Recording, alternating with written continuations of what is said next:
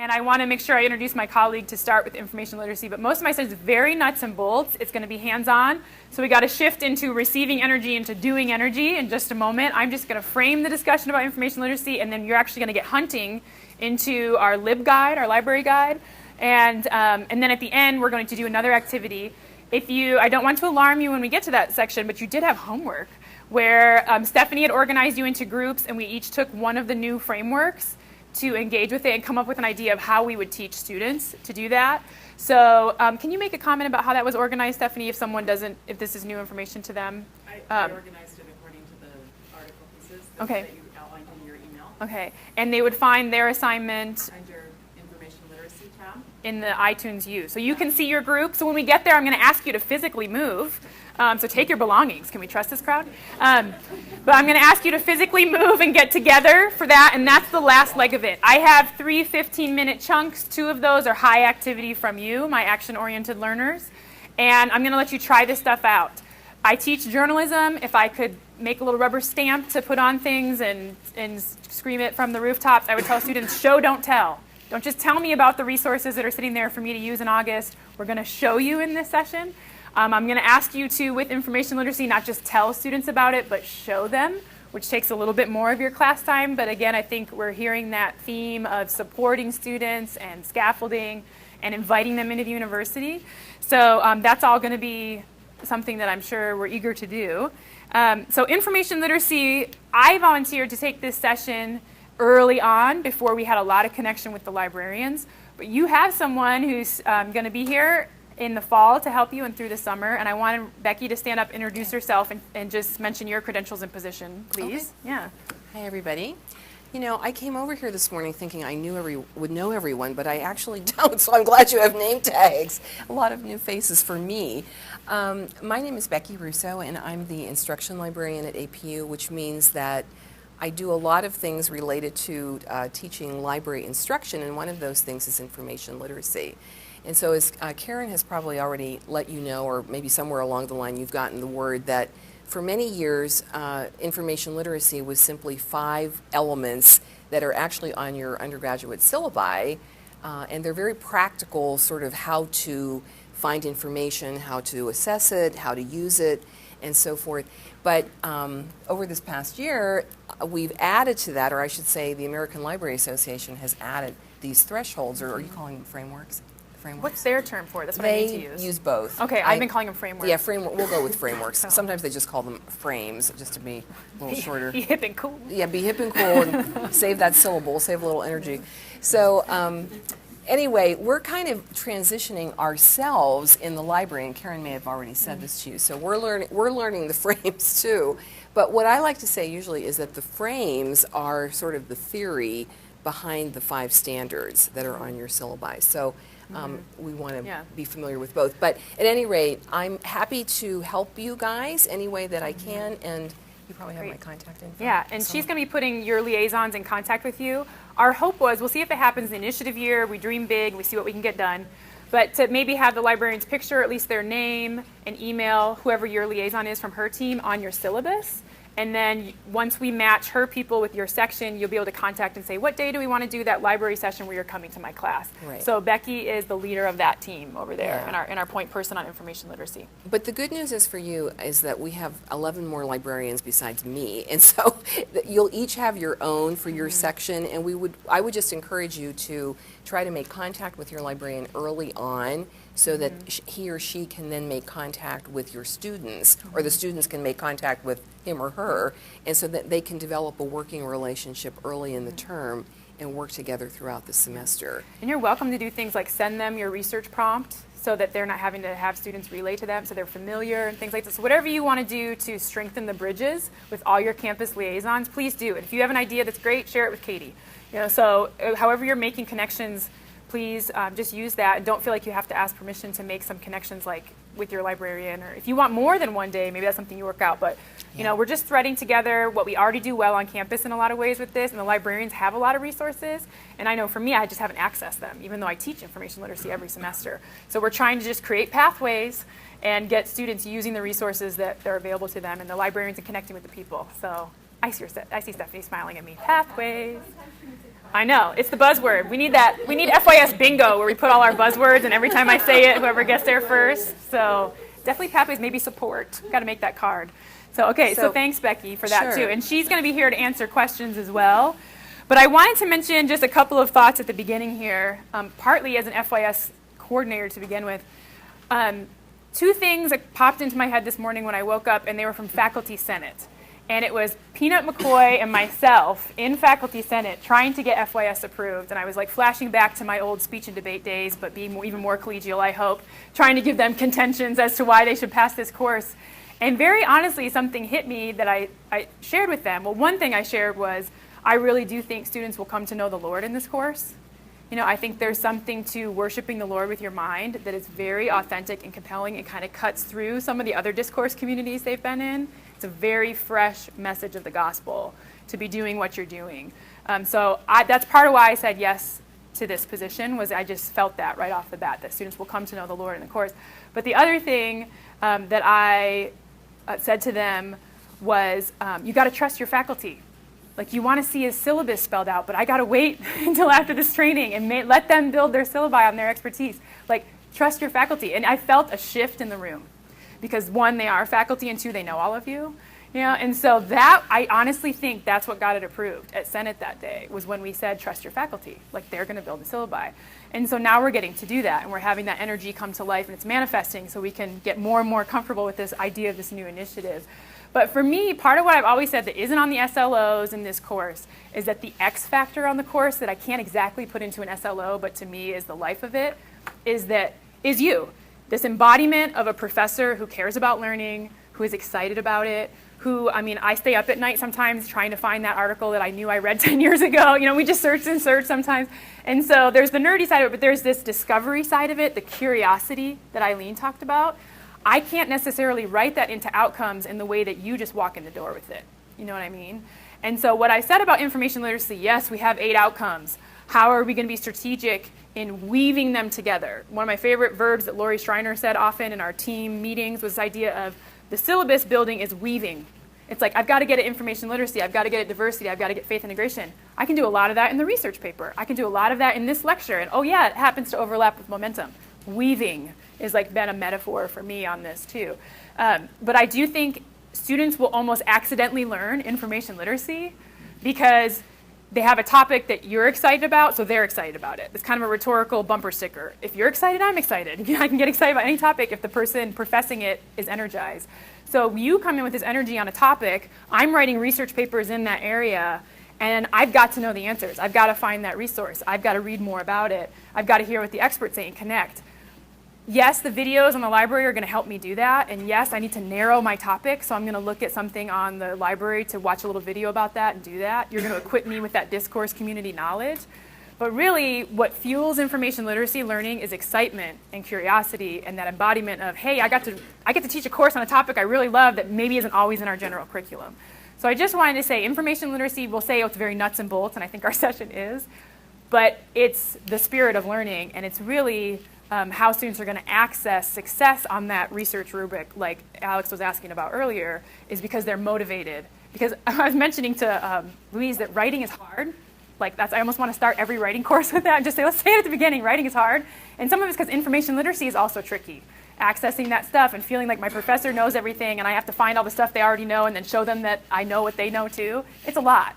So I just wanted to mention some of those metaphors to you about that and kind of my motivation for taking on some of this, and that we're going to be weaving a lot in. So here I am, we have 40 minutes to lunch, and I'm asking you to weave in one more thing into your FYS course, which is information literacy. And for me, there is this notion that I'm hopeful that professors in all disciplines start to see information literacy as their job.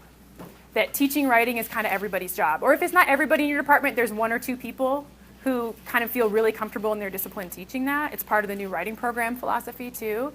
And when we were saying who's going to cover the information literacy session, I had just attended a session at IUPUI's Assessment Institute where a librarian and a nursing professor were literally giddy about information literacy and scaffolding. So I was like, all right, this is awesome. So I felt inspired by them. That's who I've been communicating with in the last few weeks. But that kind of spirit of I want to equip students to do what I'm expecting of them come rubric time, that it has to be explicitly spelled out a little bit along the way. So I'm hoping that you begin to see yourself as an information literacy prof. It's something you teach, okay? And you might be very beginning on it, but if you're teaching FYS, you literally are. It's explicitly part of what you signed up for, and we're trying to equip you on that. But the other thing is, advanced degrees in the room, you've done this stuff. We just got to figure out how to translate it to students, okay? It's very familiar for you. And ongoing scholars, a lot of you are very prolific scholars. So the 3 metaphors I want to kind of frame our discussion in before we get into the activities. Once again, FYS, I mentioned it earlier, we're just planting seeds. They do not have to be able to write their dissertation by the end of FYS, okay?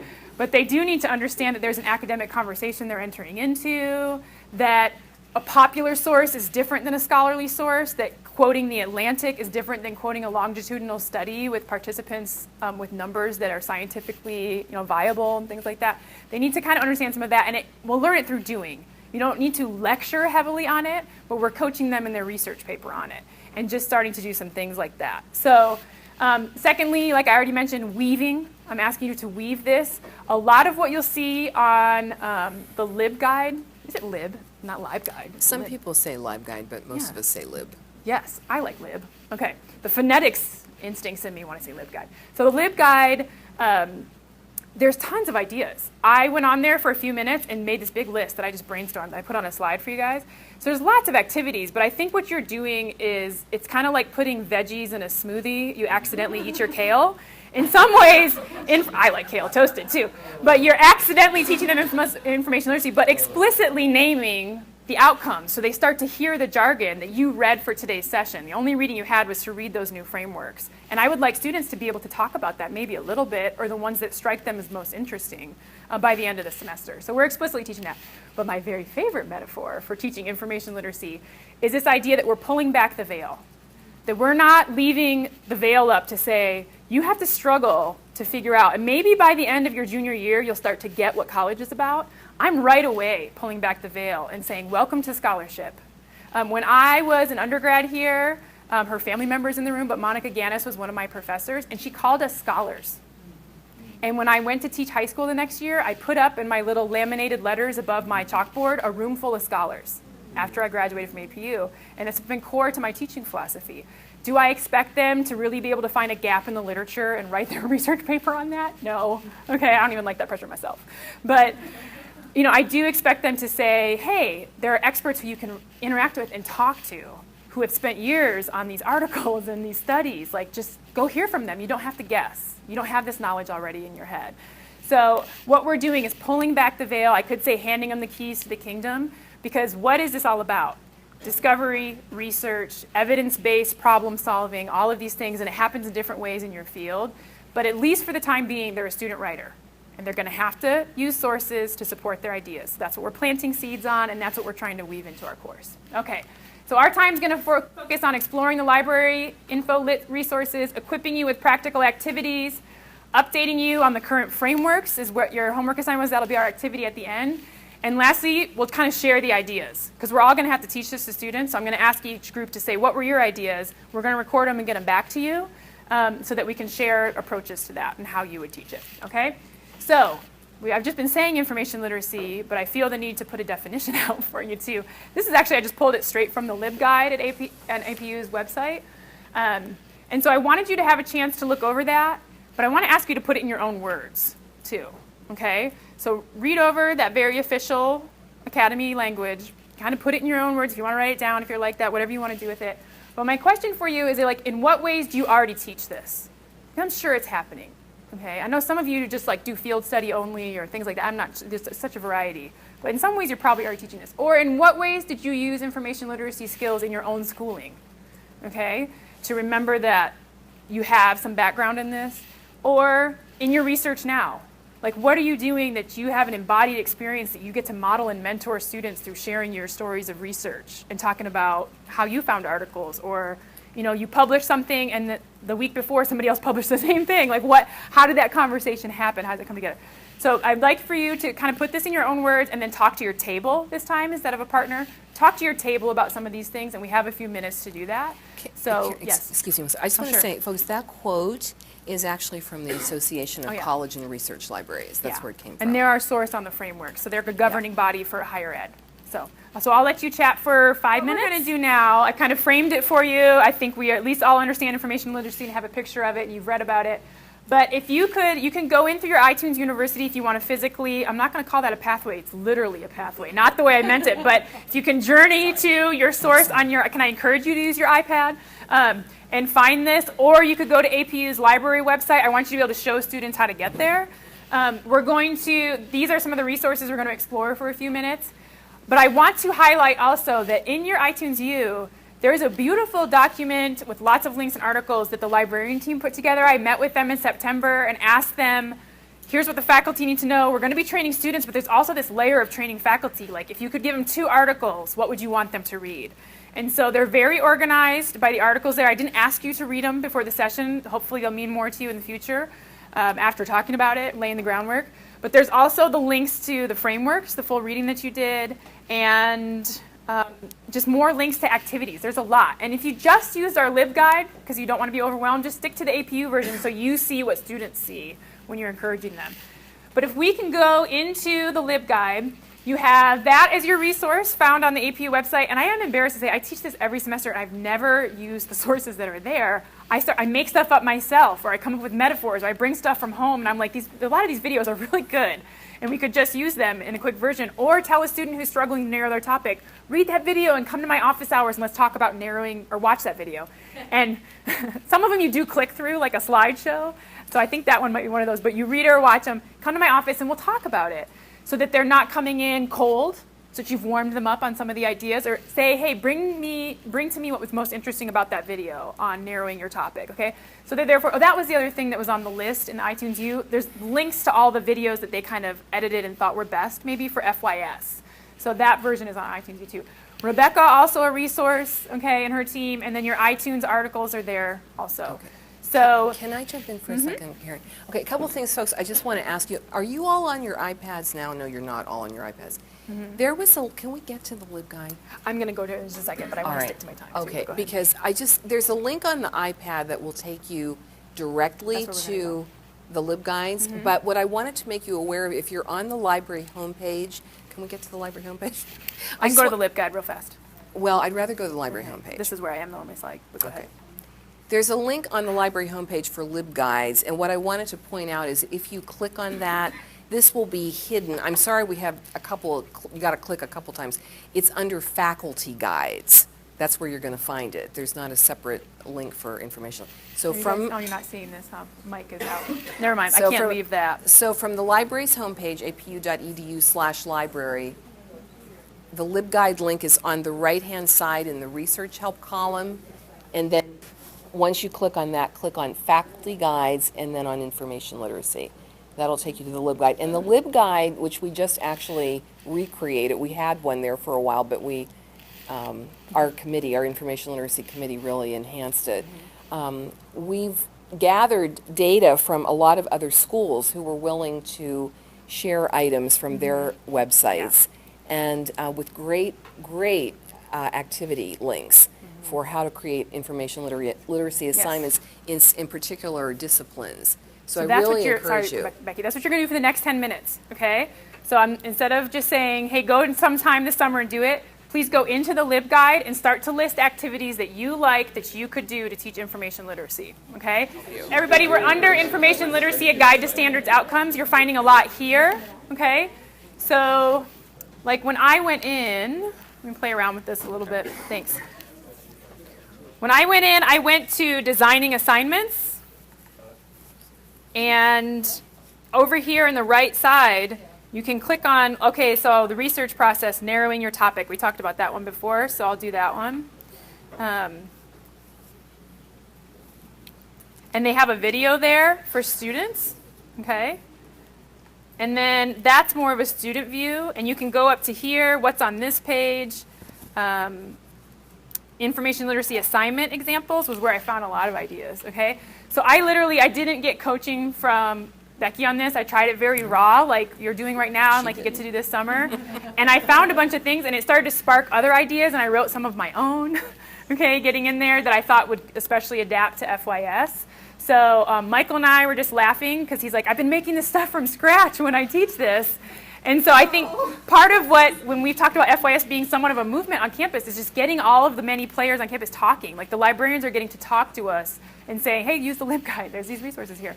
Admittedly, they're like, not every video is like stellar, but they're really pretty good. And they go over all the types of sources. And when they're going over dictionaries, my PhD self is cringing a little bit.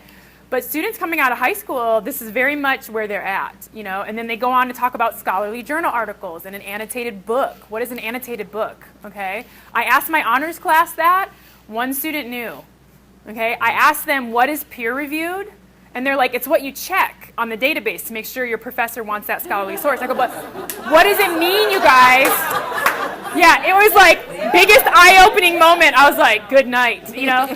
But I brought the journal articles to class, and I had them open up to the inside where all the names of the people who were the peers. I'm like, peers like friends, like we fellow scholars. You know, they're like, oh, peer-reviewed. Like semantically, you guys, recently I realized what a turtleneck was. Like you pop out like a turtle. I'm like, oh, a turtleneck. You never know. You know, so they had a turtleneck moment with peer review where they got what it was, but it's so kind of Googleified and cut up, you know, on a database that they didn't see what that was. So when I brought the actual journals. Being in a different place and not Yeah. realizing that we need to go back Yeah. and define And instead, we need to pull back the veil, hand them the keys, and say, here's what peer-reviewed means. Okay? Tracy, something to add? As a question, Mhm. choosing a topic, when you go to the end of it, the student has a chance to submit it somewhere. Where is that submitted? That's why Becky's here. Are you talking about a tutorial or a video? It's a tutorial, and at the end, the student can enter his or her email address, and I'm just wondering where that gets sent. Somebody who's buying and selling research papers. It's It's a plagiarism site. Just kidding. I'd have to take a And we look. link it to our I know. Well, it's interesting that you asked that, Tracy, because I was just going to say that for each of these videos and tutorials, there's actually a quiz attached to it, but which I don't think we'd have to let you know how to access that. It's a sort of a slightly clunky process, but let me see. I'll have to let me look at this. We'll look into it. Of course, Tracy found a mystery. Entering your email address Okay. below and clicking submit. So here's, you guys, here's what I came up with. Thanks. Just from sorry it's overlapping for some reason, but from my search, I did go back to I guess you're scaffolding. sending them to yourself, is what I think. And I suggested, here's a small activity that would also teach information literacy. Pre-lecture. This doesn't have to be connected to the research paper. But I'm going to give a lecture on whatever topic, and I say, I want everybody in the class, in partners, to find one scholarly source on the topic I'm going to lecture on and read it. Okay? And so everybody's read one thing coming in, different stuff. And then what we do is, as a group, we'll vote and pick the 6 strongest. We'll look at who wrote it, why was it published, what do they say and have to contribute, who else do they reference in their literature review. Literature review is something that needs to be decoded for them, okay? Because that's all the paper they wrote. They don't know like a study attached to that. So doing a game like that and saying, okay, like let's evaluate them. Let's put them in front of ourselves and say which one is the strongest. And I just continued to brainstorm after looking around on the LibGuide about things that I would want to do in class to bring some more excitement to the day. One of my mentors who was on my dissertation committee in the prelude to his book, he says, teachers, ask yourself every day what's exciting about your class. You know, and I don't always like to make it debate, make it more collaborative is better, but like, hey, let's compete. People who get the 6 strongest scholarly sources voted on by the group are going to get a prize. You know, I bring gold doubloons, whatever it is. I have a 2-year-old, Jake and the Neverland Pirates. So whatever the prize is, but doing something to make information literacy a discovery process, something you're seeking for. Like, what's the prize at the end that we're finding? So there could be ideas there. Do you have a thought, Mike? Well, I'm curious about, in our subject areas, the peer-reviewed scholarly literature, are the freshmen coming in going to even be able to engage with that? Or, there's a pretty serious vocabulary and knowledge gap. Yeah. Part of it is they learn by doing and actually digging into it and trying to decode it. But I would suggest a few articles to read that are approachable and/or chapters in books. We talk about in a research paper, you're not really quoting textbooks because it's getting further away. You want primary sourcing. But I say yes, that first year in developmental writers can do it. They need the time. What they don't do is take the time in the gathering stage to read and process and make sense of it. But for the most part, and if it is really over their heads, maybe they move on to another source or they bring it to you and you guys talk about it. But I usually do, I say it's a root beer, but I say a 6-pack. For a first-year student, bring me your 6-pack or your strongest sources.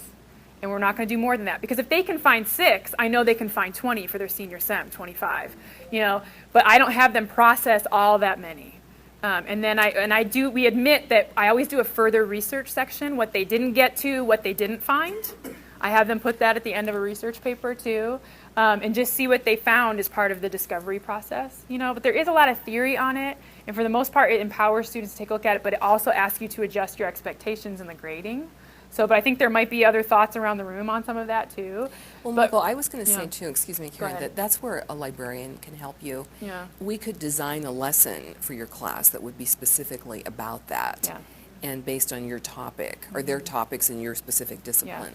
And that might be something we could do for you. One of my students was researching how social media affects study skills, and they could totally process all those articles. I mean, I honestly feel, and it depends on the field, but most of our general topics around here are going to have pretty approachable reading. I do think academic writing has gotten more reader-friendly in some ways, depending on the field. Once again, I know in my field it has. It's about writing, so hopefully the writing's clear. But hopefully they're strong writers. But I think it's something to stay mindful of. I think that's a good instinct to be protective of your student in that process as we're tossing them into the deep end in some ways, as they're coming in. So other ideas, I really liked this one, I think was from the Libguide, update an existing bibliography. That would be a great bridge thing. Like to say, I wrote a scholarly article on this. Here's the ones I found. Can you guys find it? You don't make them do your homework and take credit for it when you publish something else on it. Or you do edit a book. But isn't that an example of how an academic conversation happens? Like, we got to update. In the last 4 years, what's happened to this topic? You guys find the most recent stuff. We're after the most recent stuff on this topic. And they could update it, and they're building on what's already there so they can see other examples that you found. Okay? I thought that was a cool activity. Or have students explore a topic or research question from the perspectives of different fields, especially if they already know their major. What does your major say about that? Here's what mine says about it from my field to start to recognize the interdisciplinary stuff at play. I have comm majors, so we'll turn in whole senior sem papers with only social psych sources. And I tell them, your comm rhetoric prof wants a nod to your field. Go find some rhetoric sources. I know if the most current stuff came out in social psych, I'll take some of them. But this is a contextual issue, adapt to your audience, okay? That I want to see some rhetoric journals in your findings, okay? So just coaching them along the way. I don't have to give a lecture on that. I talk to them as I read their drafts, and I come in, I say, I noticed from your drafts this was a pattern across the class. Here's how, if you're writing for your professors, they value their field. Find some sources from their field, okay? That's a way to enter the discourse community. So practical tips like that, okay? So I think we're going to move to our group activity because talking about all this stuff takes up time here. Oops, sorry.